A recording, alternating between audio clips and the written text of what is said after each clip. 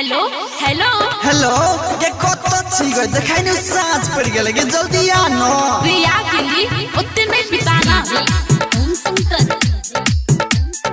परसा हरभिंडा साँझ पड़लोगे छौरी साँझ पड़लोगे साँझ पड़लोगे छौरी साँझ पड़लोगे या न गे करे जा देखी साँझ पड़लोगे साँझ पड़लोगे छौरी साँझ पड़लोगे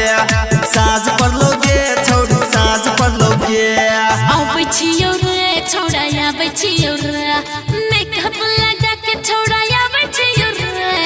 आबै छियौ रे छौड़ा आबै छियौ रे मेकअप लगा के छौड़ा आबै छियौ रे आबै छियौ रे छौड़ा आबै छियौ रे अरे रुक ना आबै छियौ कते अकैली छी रे गया न मछरो कटैया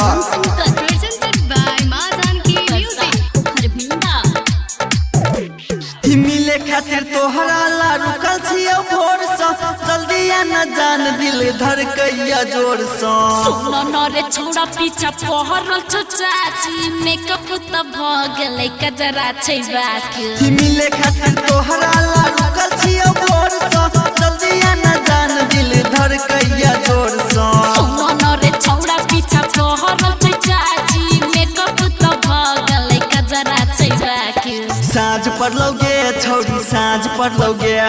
साँझ पड़लोगे छौरी साँझ पड़लोगे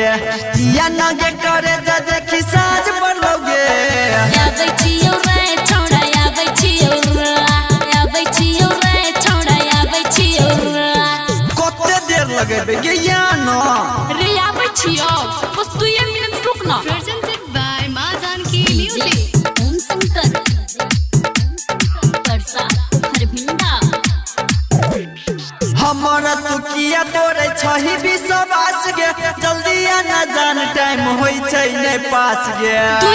मिनट तो हु कोले बरदास रे संतोष में सजान तोरे छियौ खास रे हमारा तू किया तोरे छही विश्वास गे जल्दी आ न जान टाइम होई छै नै पास गे 2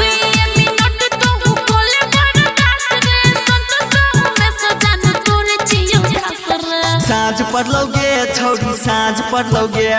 साँझ पड़लोगे छौरी साँझ पड़लोगे या न गे करे जा देखी साँझ पड़लोगे आबै छियौ रे छौड़ा आबै छियौ रे आबै छियौ रे